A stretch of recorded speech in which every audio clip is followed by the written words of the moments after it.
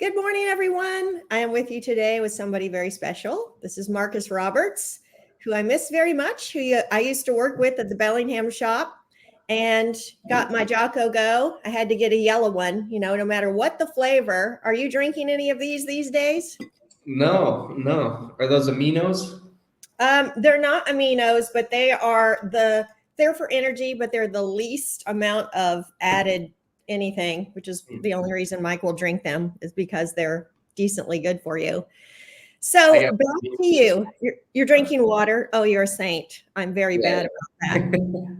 I need to get on the loop. So for people who don't know you, the commendable thing about you that I think about today that was brought to mind was that you had an opportunity that was, I would say, the easier road.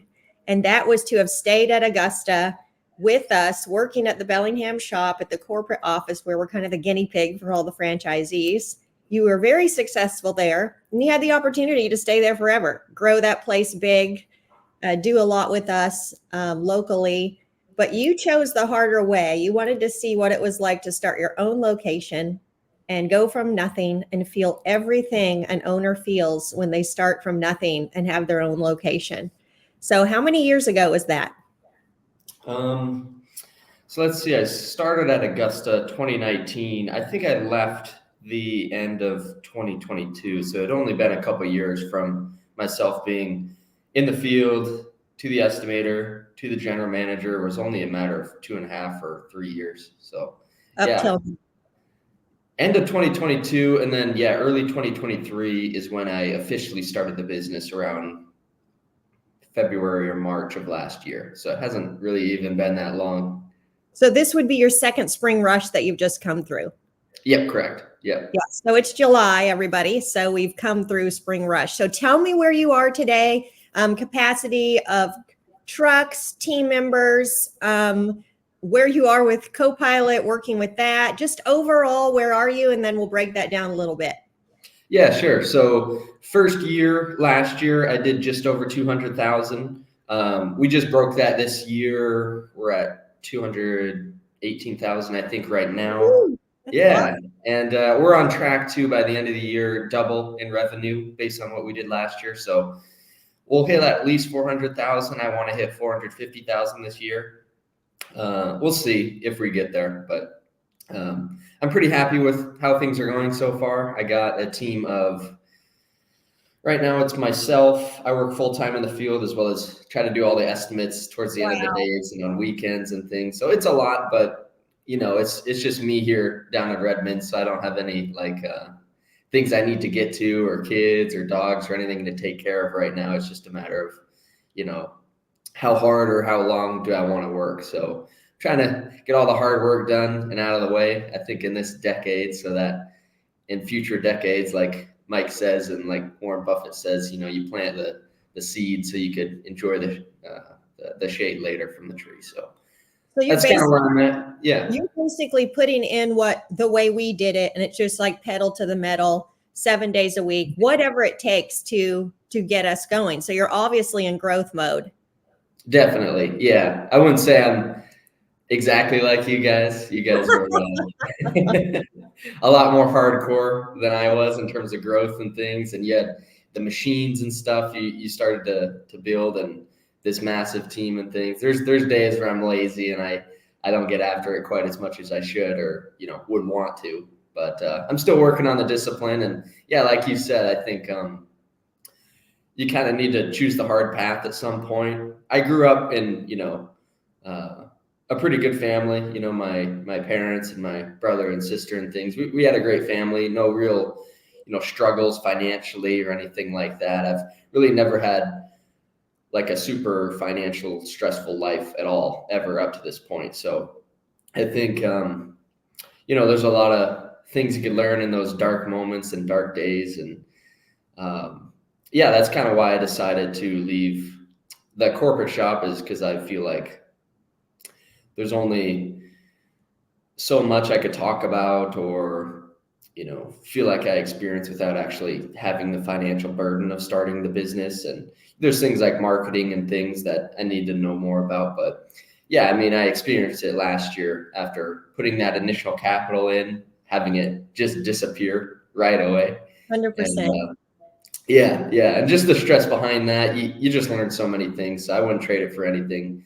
And, and honestly too, I wish I explained it better back in the day when I was leaving, but I feel like, I could, after learning like how to grow your own franchise and things, that I could actually bring more value to Augusta, after, starting my own as opposed to staying at the corporate shop. Not saying, I'll never come back at some point, but I just feel like I've learned so much now, and I have a whole different aspect of life after last year specifically. Yeah. So just to clarify for the people listening, there was a lot that happened to you last year. There's a ton that happens in an owner's life, but you were specifically quite a bit on social media for us. You did several shorts that were very successful, collecting some money from a customer who was going to go to collections. Also, you cut your finger off partially, and so that was all on camera, and that was very helpful. You had other days where your truck was broke down, cost you way more than you thought it would. You had to get a U-Haul, but you figured it out.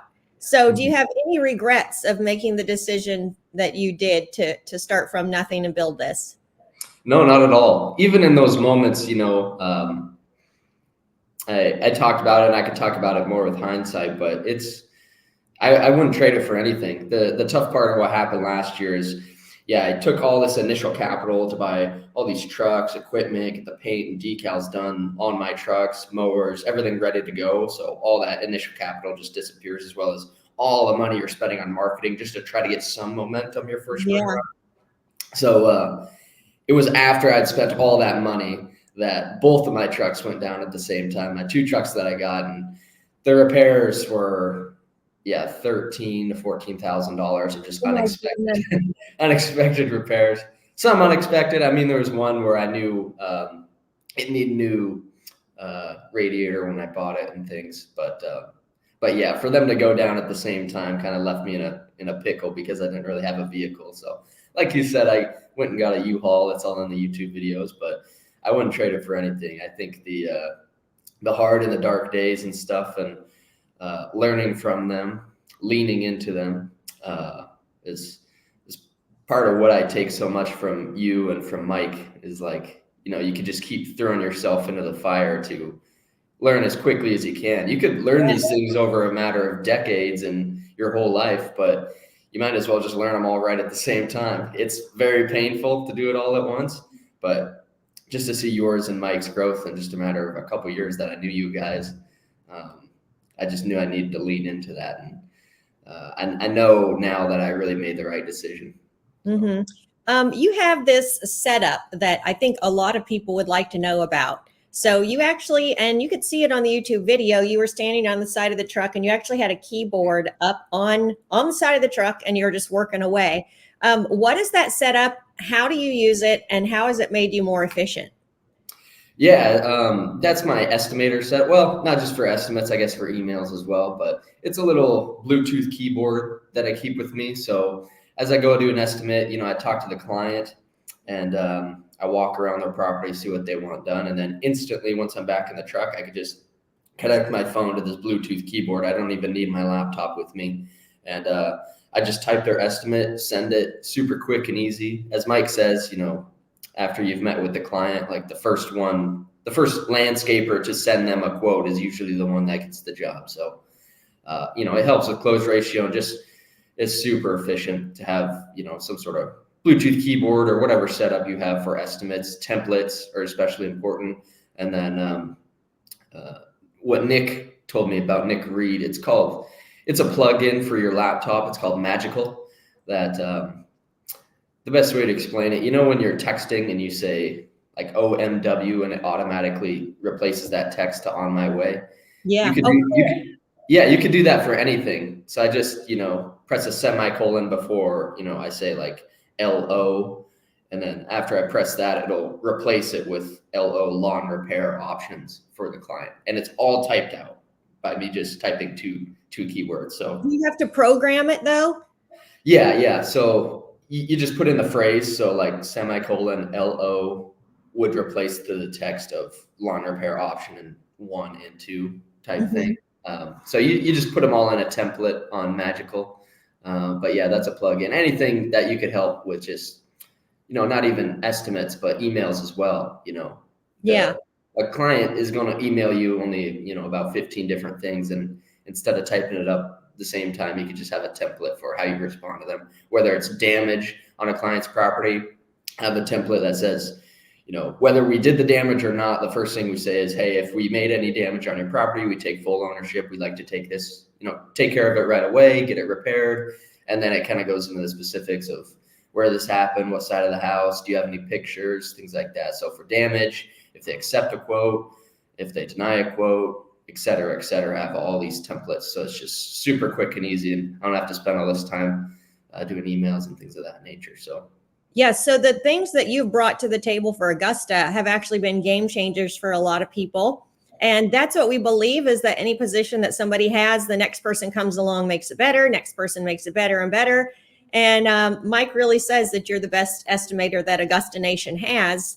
And I think that is attributed to the fact that you've taken what you've learned and you've dialed it in by taking technology and other tools that you have to make them better. For instance, we had a, very simple, because we just started from nothing and are building this thing, simple ways to onboard employees and things. And you actually built an entire packet on the process of it and the order of things on hiring and bringing somebody on board. And we actually use that for all of Augusta Nation now.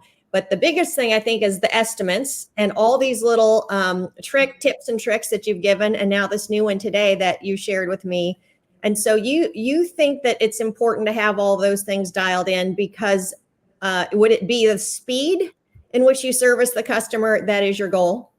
Yeah, absolutely. And just the ease of it for yourself. I'm a procrastinator. So I don't know. Yeah, I would just advise, whether they're an Augusta franchisee or just any business owner, you're going to have a decent amount of time in the winter if you don't do snow plowing and things of that nature. If you have time in January or February where there's nothing going on, I would really recommend just going in, revising your templates, all of those things. That way, when spring rush happens, you're flying through these emails and estimates, and you're done with what you need to do, and you can enjoy, hanging with your kids or your wife or your husband or whatever you want to do at the end of the day.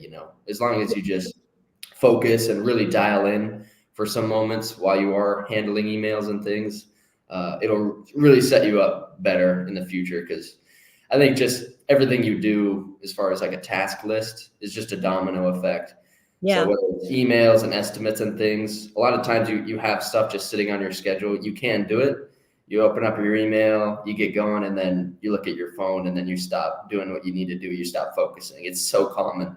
But as long as you can just focus and dial in, and that's, again, where it comes down to just discipline. Whatever you need to do, are you exercising, drinking water in the day, however you can set yourself up to when you need to perform in those moments. And it doesn't really seem like a moment. It just seems like you're on your laptop.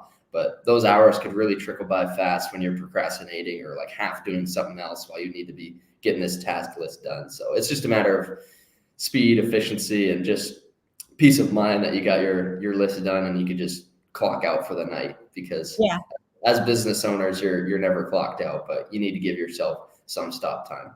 But yeah, for sure. I appreciate you what you say, but Mike must not have heard of Lee before. Lee Park. He taught me everything I know as far as estimates and all the templates and stuff. That was all his idea, and the path he paved for me. Yeah, that's awesome. So what is your task list like? Like, some of us use Google lists, which are very nice because you're on your screen with your email and you can see all your task lists on the side as well. But what apps do you use, or how do you keep yourself organized? Yeah, I just use Team Up. Okay. So yeah, in Team Up, that's what we used at the local shop. I think that's what Corey and them still do, just to keep. It's like a bird's eye view on where the projects are on the schedule. It's not something you really need to use, but it's helpful for, if you want to put birthdays, or I just have a revolving, it's an acronym, TD, to do today is like that's good.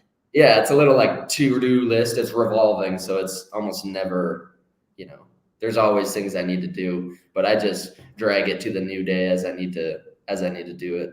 Like little things, like I mark in red what's a due date, what needs to be done that day, and things of that nature. So that keeps me organized.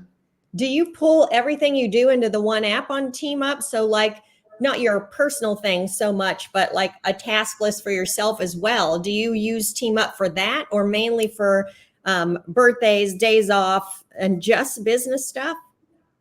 I would say, yeah, it's pretty much everything. Everything I need to do is all in just one task list. Sometimes I'll put a different color if it's non-business related. Usually if it's non-business related, it's lower priority. It's funny how that works. Yeah. Yeah. So, okay. So you listeners can have a look at Team Up. I think there is a free version you could try. And Yeah, that's what I have, is just the free version. Yep. okay. All right. What other apps or tools have you found that are free? I know you're very frugal. Are there things that maybe we use that are, bigger subscriptions now and that we pay for? But what have you used to help your business? Let's see, subscriptions.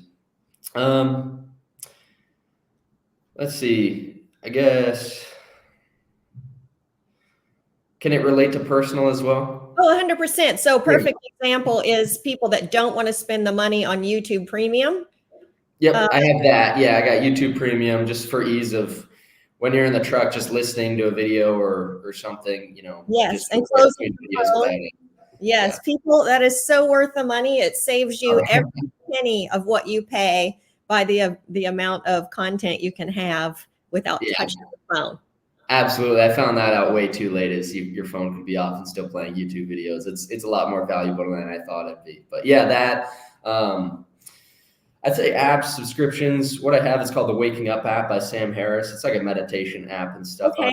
I like to do that in the morning or at night. It just keeps me grounded, and with whatever happens, whether I'm cutting my fingers off or if we get an accident or somebody dies, I have the Waking Up app to always refer to. So no matter what happens, I could always just have the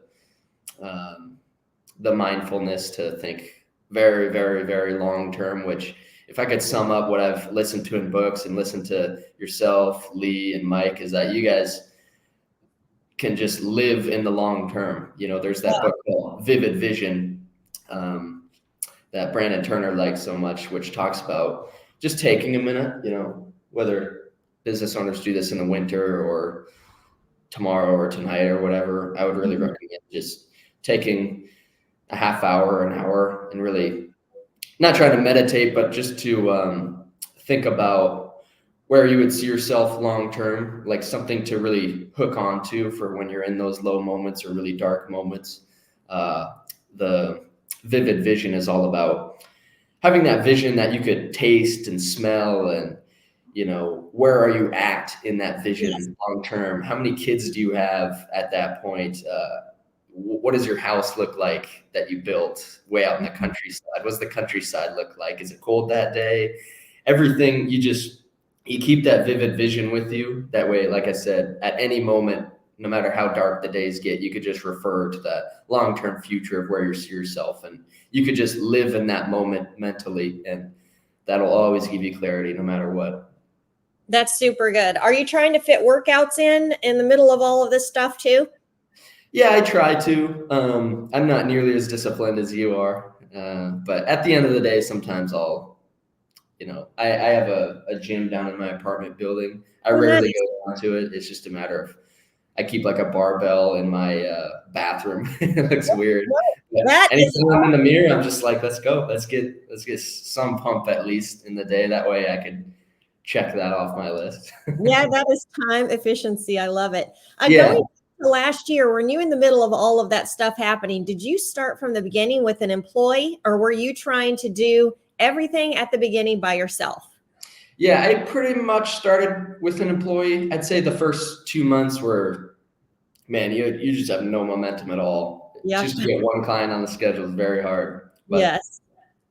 No, I started probably late February, just doing door hangers, knocking on doors, and then didn't hire somebody until probably late March or early April. So there was a good amount of time that I had that I was just driving back and forth to like the paint shop and waiting for them to paint it and Yeah. wasting all the time and things. But yeah.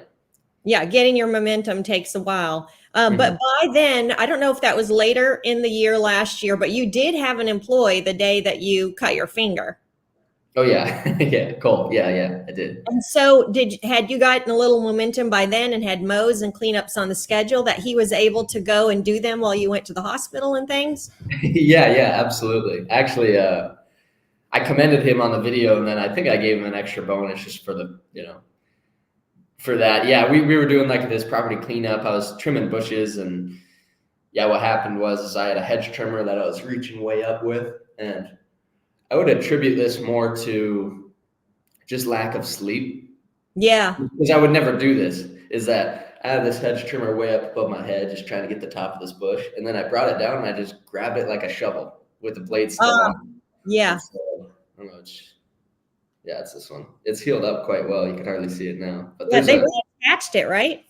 yeah. There's a scar that wraps all the way around my finger. I'm really lucky to have my finger because those hedge trimmers, like, they go through bushes so easy. No And kidding. this is just a little small fragile branch that it would have just cut right through, no problem. 100%. Yeah, well, I'm glad you have your phalanges all attached. I'm lucky, but yeah, Cole was able to, as he took me to the hospital, and I was waiting an hour and a half to get that sewed back on. He went and did the job and got it finished right away, and I think got maybe another mow job done, and then come pick me up. So, despite me almost losing my fingers, we still stayed efficient, which is more important than fingers. Oh, of course, of course. It's interesting your mentality about hiring somebody, because at the beginning, like you said, the momentum there hardly isn't any, and trying to get everything set up, and then waiting, then marketing, then you get one job here and one job there, and you don't even have mows to route and to figure out route efficiency because you don't even have them. Most people would not hire an employee at that time. So what were you thinking, that once you got momentum, you could be out there doing estimates all the time and they could be working? Like, why would you have hired so early? Yeah, absolutely. It's just a matter of, if people have the money to do it, I really recommend, hiring early in the springtime, because I guess it just depends on if you want to grow that year. But I knew that I needed to grow from just myself to more people. So it was just a matter of time. So I figured rather do it earlier than later, so that worst case, if he's full-time all week just doing mows and projects and things, I could be full-time doing door hangers, which is never ever a waste of time, so that was just my mindset. And if you start in February and March, by the time June, July comes, that springtime will have, just the peak of demand would really have helped out your business. As long as you're on Google and things of that nature, people could see you. Even if you're not doing a whole lot of marketing, you'll just have this explosion in demand. So that's really rare, the way you thought about that. Do you think it's because of all your experience of hiring and working at the shop in Bellingham that you really didn't have any fear about moving into the employee arena? Definitely. Yeah. It's given me so much confidence at the Bellingham shop. Hiring and teaching and trying to run and I didn't do it perfectly, but running a team of 12 to I think maybe 14 people at the most is what I ran at the same time. If you look at an org chart, it's not something you should do, is run that many people at the same time. Yeah. I did burn out quite quickly, but it gave me a lot of learning points. And turns out when you have one employee, it's a lot easier to manage than 14. And but no, I knew how the onboarding process and things work. Like I said, it's just I'm so lucky to have learned from directly under yourself, Mike and Lee, because you guys set up all these templates and things, all the interview questions, how to follow up with with the candidates. With the candidates, and what is that on the resume? Yeah, what's on the resume where you call what are they called? Yeah, they're references. References, yeah, thank you. So to follow up with that, as well as once you did decide to onboard them, it's just you send it to command center, and just the things that you give to them and the pack and everything, it's all pretty much automated. You just print that stuff out. It's super easy. For the first day you have it, you have their pants ready to go, their uniform and their hat. And yeah, it was super easy just with knowing how to do that before. I guess the only thing that was not nearly as easy was just the marketing, and I'm still learning how to do a lot of that. But yeah, other than, I would say, the marketing and just the general cash on hand, the different decisions you make at different stages of growth. Those are the only really two things I feel like I really needed to know. But otherwise, yeah, onboarding, hiring, having a team, how to do the projects themselves, how to do the estimates and type everything up. I pretty much knew all that going in. So yeah, like I said, I'm pretty lucky, and I have all the benefit of learning from you guys. Yeah, for sure. So that employee has had it pretty good from the beginning.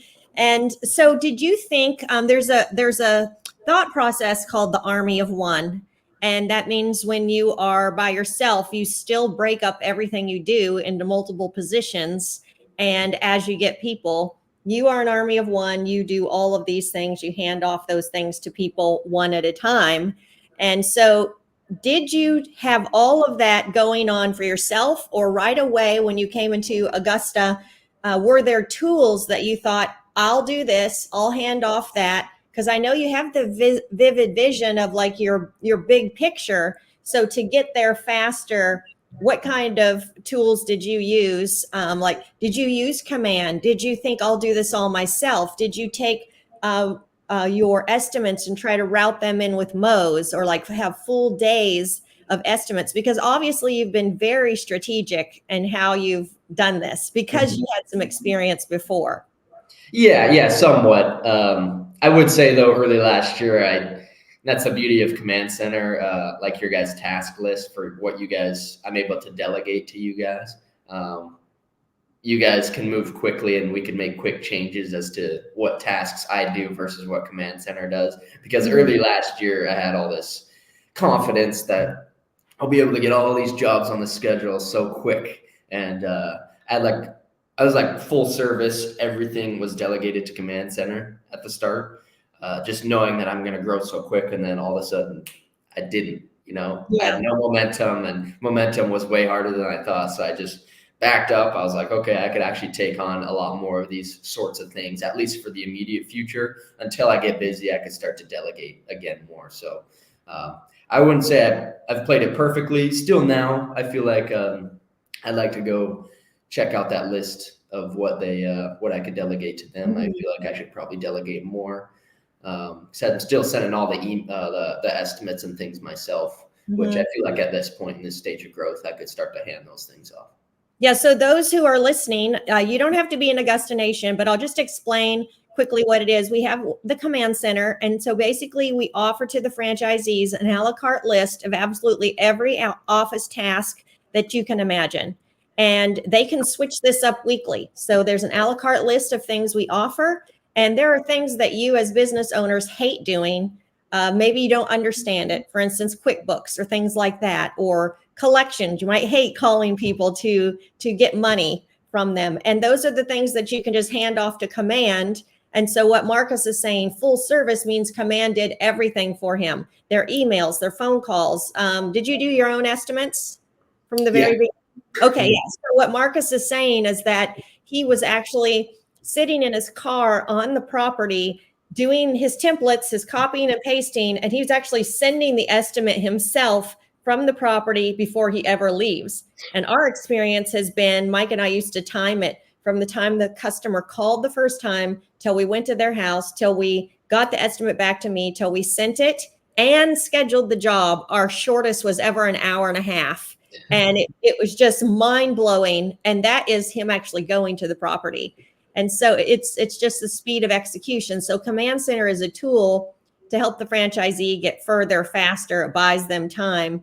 And so were you able to, when things got overwhelming, just throw something to command, and then when you thought you could handle it, you took it back to save money? Absolutely. And that's the benefit of it. Turns out, since, been about a year and a half now, a lot of those things that I thought maybe I'd, take back on my schedule, I still have delegated, just because with Command Center and franchise, you're set up to grow so quickly.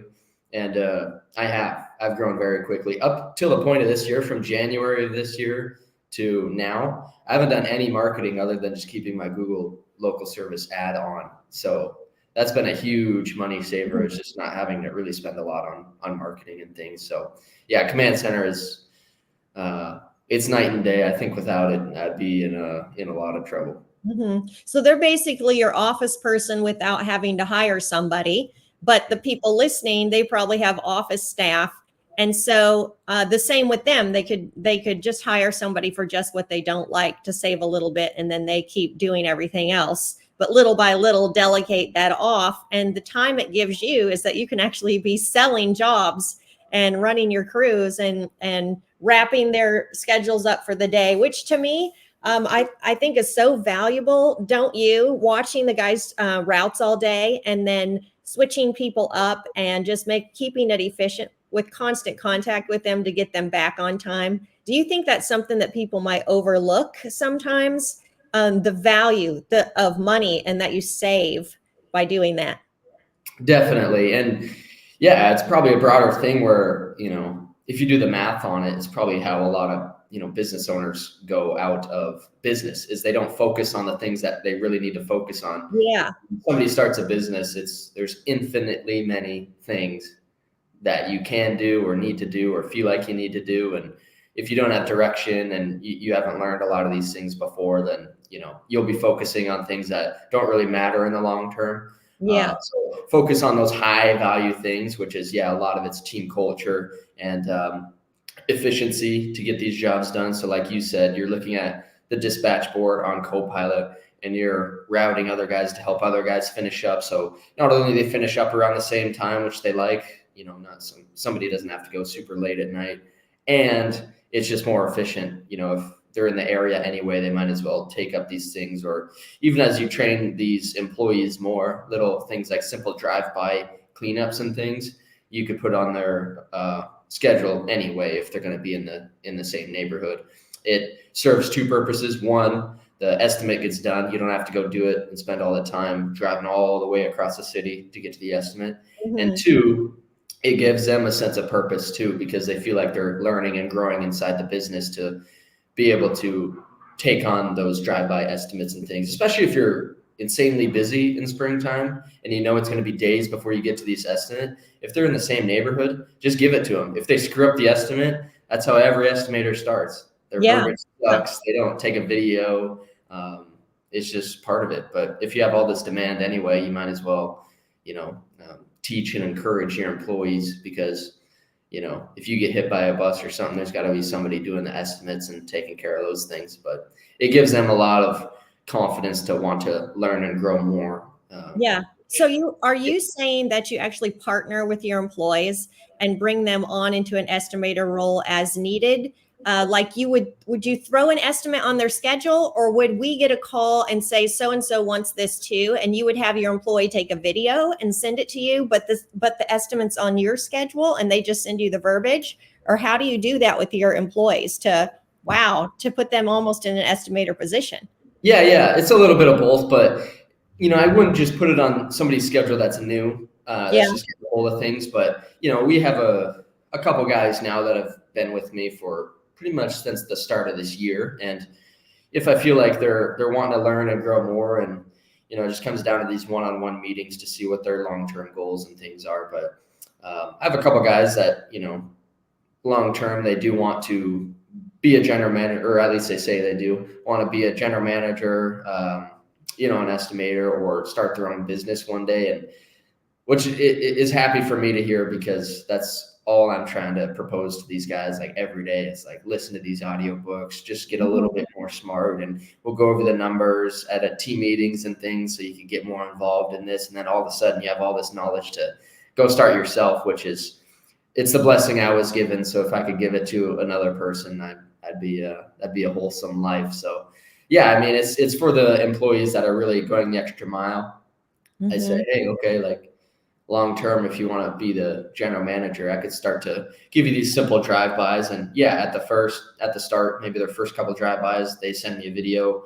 I type it all up. I copy and paste I sent it to the client, but I also sent it to that employee so they could see how the verbiage was typed up, how many budget hours I put on that job, how much supplies I feel like we needed based on the video. And then over time, as they start to get a little bit better and better at it, they could start typing it up themselves. And then I could critique them on how many hours I believe it would be based on their video, or even their video, which we take for the service crew for any project.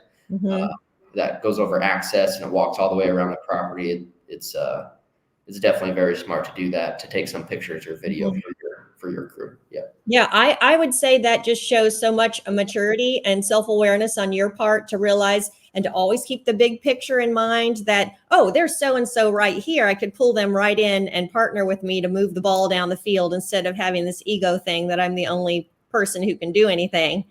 But you mentioned at the beginning about starting with nothing in an area where it's not like Augusta was all over the place and it was just being handed to you. How does it work for your territory? Is it like a 10-mile radius, 5-mile radius? How is it chosen for you?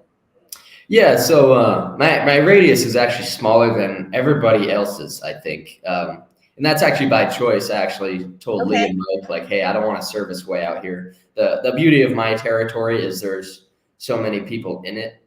Got it. And it's so route dense. So I live in Redmond, Washington, which is next to Kirkland and Bellevue. If you look on the map, it's just inland of Seattle.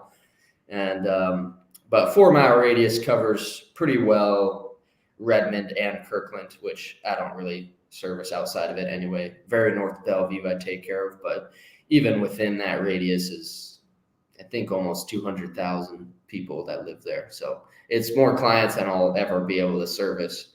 So yeah, definitely the territory was, I got pretty lucky just to have one so close to the city. Some people like living near the city, some people don't. It's pretty metropolitan where I live, so maybe one day I'll return to my roots back in Montana where it's a lot more rural. But for now, there's a lot of money and wealth around cities and those sorts of suburbs and things. And yeah, just route density, having 4 clients in the same neighborhood will make you a lot of money.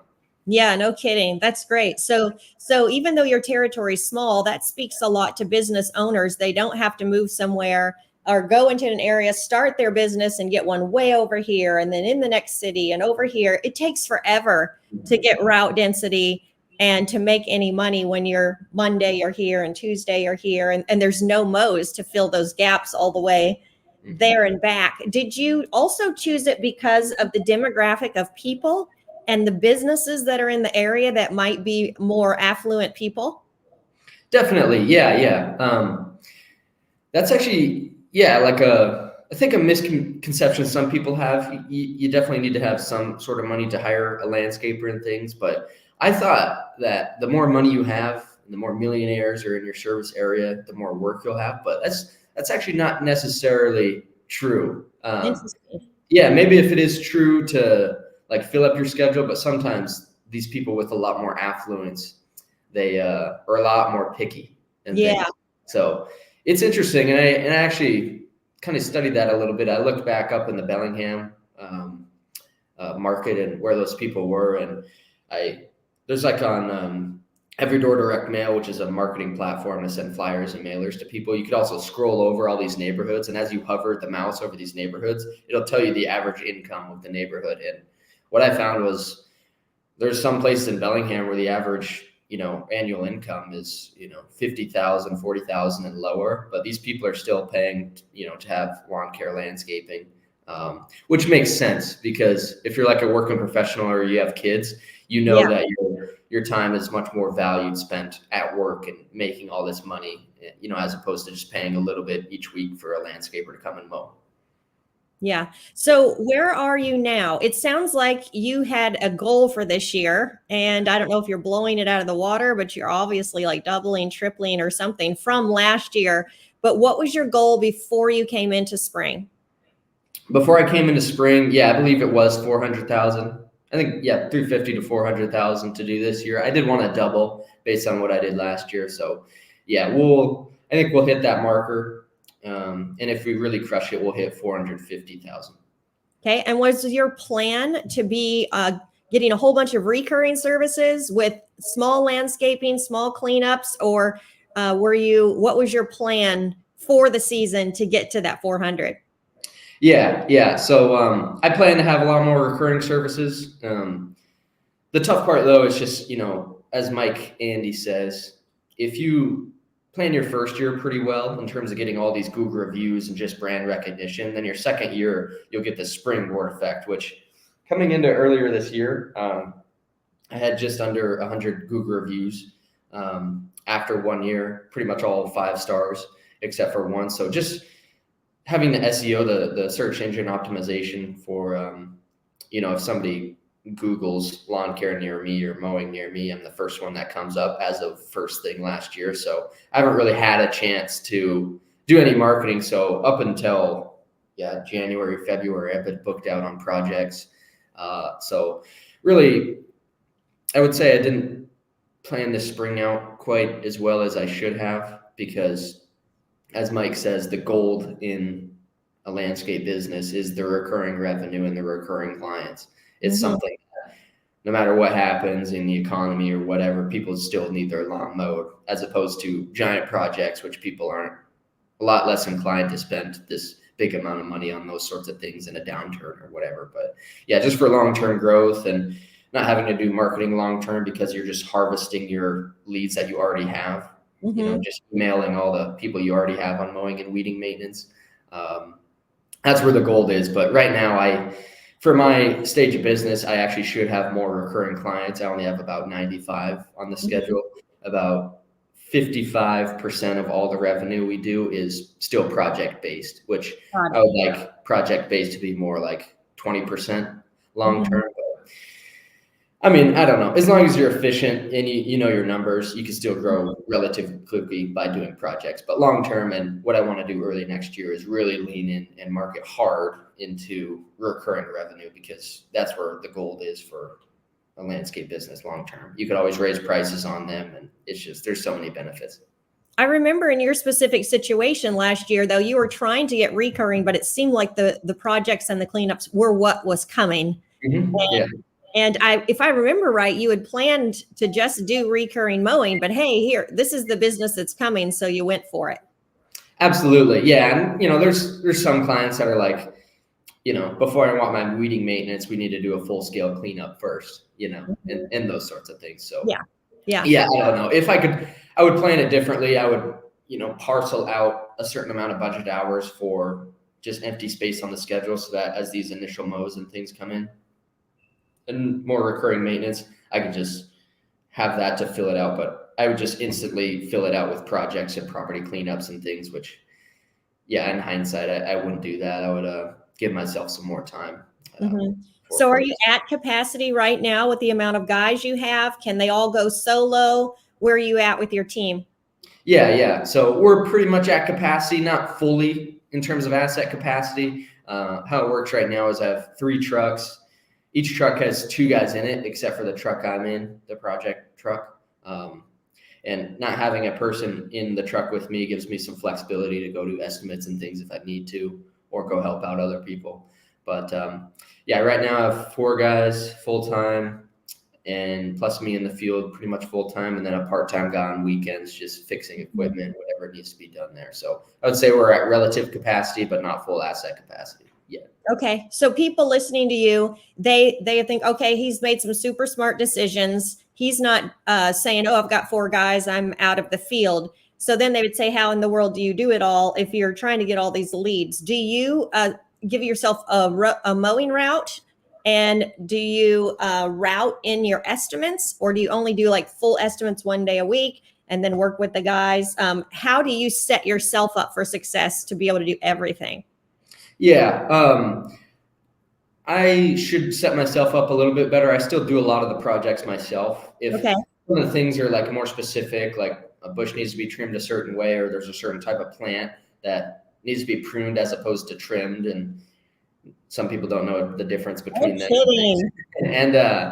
But yeah, I'm starting to delegate more and to give to my crew to start to do those projects, so that I can do exactly what you're saying, which is give myself maybe a half day of mows, and then the other half of the day I'm going out and doing drive-bys and things. But right now I just do a full day of projects, and then once the crew's done, I switch to a mowing setup and whatever else needs to be done, I go out and do the drive-bys towards the end of the day. So it's not the most time efficient. And a big stressor for me too is training them to drive with the truck and trailer, because we have a big dump trailer now. And if you don't have any experience driving a dump trailer, it takes a moment to, Yes. Going forwards isn't that big of a deal. You just take wider turns, but like reversing into a driveway takes. Oh my goodness, it's so hard. It is at first. At first, it is. So, yeah. As I start to delegate more, I just know it's a long-term thing. So you'll always have some loss of efficiency in any stage of growth. But I'll start to delegate more and for them to take on more projects. At the end of this year, I want to get another, hopefully 2 mowing trucks set up so we could really ramp up the recurring sort of revenue for next year and double again if we can, hit 800,000. And then by that point, I could, hire the general manager and then start a second location, which is what my plan is at the moment. Yeah. So do you plan to get one location to 800, start a second, get the second one to 800 and go that way? Or were you wanting to get like one of them to 3 million and keep it there? No, I like the small sort of intimate team culture with an $800,000 business. That's 8 to 10 guys at the most. Which is still, I would say, a relative intimate team culture. And it's not too many employees for one manager to manage at the same time, and they could still help out if needed in the field, which builds a lot of, culture, leadership capital, as you like to say, and still do estimates and things, have a lean business, and the numbers at 800,000 would pretty much justify you having a general manager. So exactly what you said, both locations, once everything's said and done, do about 800,000 in revenue. I'll step out of daily operations for both of them, have those general managers, give them a really good chunk of profit sharing to encourage them to stay. And that way I'd get, it's never completely passive because you're always training the general managers. But at that point, I could focus on the things I'm more passionate about. Yeah. That definitely sounds like a long-term, big, vivid vision. So I know you have to go run some crews today and run the day. I'll finish up with that in a second. But what are you currently listening to, feeding on, making yourself better? Of course, you and I have to talk about our favorite thing. Absolutely. Yeah. Audiobooks and those sorts of things. Actually, right now, I'm a lot of my focus is on like a big kind of hobby. Started as a hobby. It's starting to become a passion now, is like plant genetics and agronomy, which is like the study of agriculture and synthetic biology and things, with all this new technology and in CRISPR and gene editing, and be able to take a gene from one plant and put it in another plant. That's just like the coolest thing I've ever seen. So with all this new technology and, there's a lot of AI programs now that will be able to like sequence a whole genome and tell you if you put this gene in another plant, what predictably might happen and things of that nature. So that's my like really long-term goal. That's why I'm trying to grow so quickly, is I could, have my own greenhouses one day, my own property, to be able to, start to do more like gene editing and things, and start to make my own sorts of plants. And so that's kind of what I focus on a lot right now, is listening to a lot of audiobooks around like botany, and like synthetic biology and biology. And I'm taking like college courses and stuff online too now, through Coursera, over those sorts of things. So what about you? I always try to stay up on Alex and Layla, just because it's very pertinent to what we're doing with our teams and our growth. And it's always good to listen to people that are just ahead of you, because it shows you where we're going to be and use their tactics and strategies. And then for books, I finished, I just put on my phone this morning that I need to listen to The Simple Path to Wealth again. But currently I am listening to No Hero. It's not the greatest book, but it was recommended to me. It's a Navy SEAL book, like the evolution of a Navy SEAL and what they go through. And then I finished a book called something about being okay with people hating you. It's a good business book. It's more like philosophy, but it's finding happiness. And it's not frou-frou. It's a young person taking advice from an older person about life and the way to look at things. And a very good angle at the way we should look at things in business. So I'm always, everything I listen to, when I listen to it, if they recommend a book, I buy that. And so that's the only way, unless you were in the depth of that stuff, you would never hear the next thing that you should listen to. And so I like always, if I'm listening to a podcast and they say, oh, you should listen to The Simple Path to Wealth, and like, that's the next one on my list. So I love it. Yeah. Sometimes I get so many in there, but if I don't buy them right then, you're never going to remember later when you're sitting there, oh, what should I listen to now? Right, definitely. I know ever since I met you, you always have a list of audiobooks and things to get to. And that's a beautiful thing. You're always learning and growing. Like when somebody's choosing a mentor and a leader, you should really choose the ones that, aren't comfortable with where they're at now. They're always relearning and listening to things. Yeah.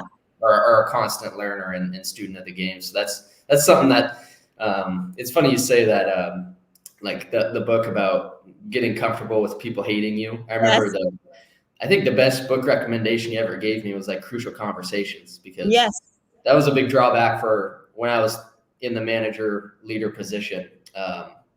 And it's not just me. A lot of people have the tendency to just fold whenever somebody's like comes in yelling and screaming at you and they're super mad. You don't know what to do. So you either fold or you make an emotional decision and you fire them, which is you're like, should I have let them go? 100%. That was pretty good feedback they actually had for me, and maybe I was just emotional. So it's like a whole spectrum of how you handle leadership and things. And but yeah, your Crucial Conversations book that you talked about, it's something that you live. You have no problem stopping, an employee or a client and telling them what you really want to tell them.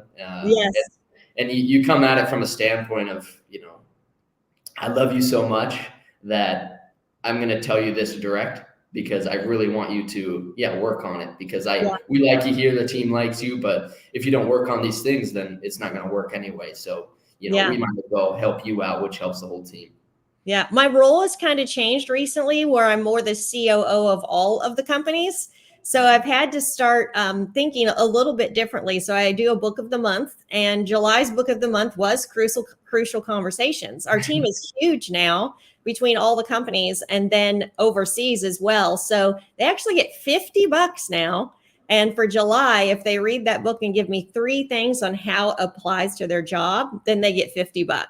But now I've opened it up to the co-pilot team and the media team, and it thrills my soul. You put it out there and people don't listen for years. But now that I opened it up to them, the media guys are just eating it up. It is the coolest thing to see, who automatically gravitated to easy $50. And one of them told me the other day, he goes, I feel like you just paid me to go to school. And so that always makes me so happy to know. So I am, with my podcast, a little more streamlined. Like I've deleted a whole bunch of subscriptions, or not subscriptions, but subscriptions, and then just try to just dial it into just specific financial ones. If I want something more exciting, I might listen to My First Million to kind of see where a lot of people are in their businesses, but to keep a narrow focus, so that when you get up in the morning, you press play on something, you're not like dinking around on your phone. What should I listen to? And it's crucial. That's been a huge thing for me. Just press play on something, and you'll be so much more productive, because you get in the truck, you're constantly listening. And then especially at the end of the day, once you get home, if you like shut off the podcasts and things, you tend to just sit and lay down and be on your phone and stuff.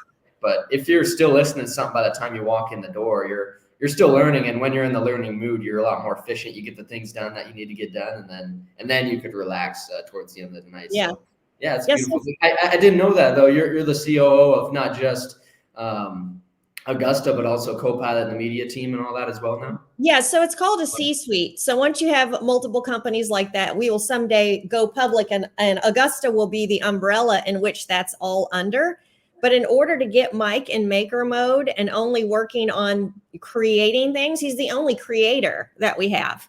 So we need to protect his time and put him in that role. So somebody needs to be answering to him on all of these. So there's operators in all of these businesses, but I am able to be a liaison between them and Mike to block for him a little more. So it just gives them more support. And so that's what we're trying to do. In a C-suite, you have like a chief financial officer, a chief product officer, chief technical officer, the CEO, And so we just hired a chief production product officer who is incredibly talented, and he has really helped us get through bug hell. And he's taken our offer. And for me, I know that I'm completely inadequate to be in this role because I'm working with somebody of his caliber.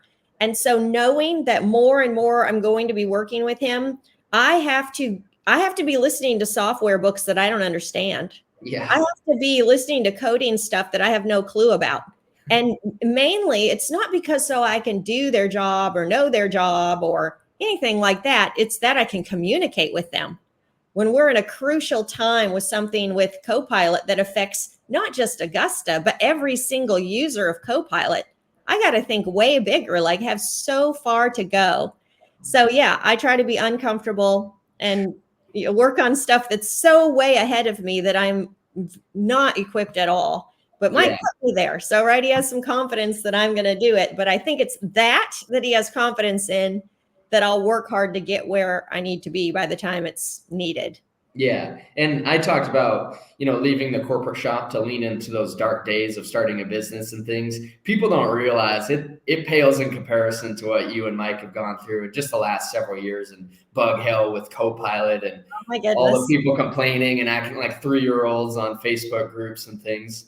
I was like, man, seeing it from the outside looking in, I was like, man, I don't know how these guys are going through it, but you guys do. It's eating an elephant. It's one bite at a time. And you guys have done it, and you keep that vivid vision for the long term. And it's something that's changed my life. It's took me from the laziest kid that didn't have any trajectory to now I am passionate and I like waking up in the morning. And even if it's a dark day, I lean right into it because that's how we grow the most. And that's what I learn the most from you. So 100%. So we'll wrap up, but how's your day looking for today? What's your schedule? Good. You might have heard a text that was somebody calling out. Shocker. Terrible. But no, it's good. Some projects on the schedule. Myself and another guy. It's going to be a full day on projects. A new guy that started last week. He's been crushing on P4P ever since day one. So wow. He's going to go his last day with another guy before he goes solo. So we'll have another truck going in the project truck and lots of projects, bush trimming, that sort of things on for today. Estimates I have later today, just as usual. But I'll get everything done, and that'll set me up better for the rest of the week. Before we go, though, yes, you said your book's done. You just haven't released it yet, right? I'm so bad. It was done last August. Why haven't you released it? You're just so busy? No, because I just need the guts to think that it's valuable enough to do. Really? Yeah, I'm bad. I'm bad. Yep, I'm in here doing all Mike's stuff, but I probably should do a few things of my own. That's really the reason? Is you don't think it'd be helpful or valuable to people? I don't know. I kind of did it to cross it off my bucket list. Can I write a book? Well, I did. Now I just need to publish it. Maybe everybody hates it. And that's the thing is like, you just learn from it. Mike has like 8 books or whatever right now. So maybe your first one isn't that great, but I disagree. And I was actually going to start this podcast by getting mad at you that you didn't release it yet because it's withholding information. It's illegal. You can't do that. When you know it's going to help so many people, it's something that you got to release. So I hope you do it, especially for I need something to really listen to very bad. And I can't wait to, if you do it on Audible or not, I'll read the print version or whatever, but I know it's going to be so valuable. Business. Okay. I will get it done. Yeah. It won't be like Mike's. I mean, he spent thousands of hours on his, but it's something to give, right? It would be free to everybody. It would just be a gift of love to the community. So yes, I need to do it. If I'm giving it away free, what can it hurt? Right? Yeah, absolutely. And yeah, the best thing you'll get is critical feedback anyway. So, no, it's going to be great. I can't wait for when you release it. It's been months of just brewing in my head of when's Liz going to release your book. So no, it's going to be good. I know you're a great writer and you express your thoughts very well. So I'm so excited. Okay, well, I'll do it. Well, thank you for your time today. I know it's like busy time of year and for a busy business owner always, but you always have so many good things to share and I appreciate your time. It's a pleasure always talking to you, Liz. every day in those dark days is it's beneficial. So it's something I learned from you. Well, thanks so That's much.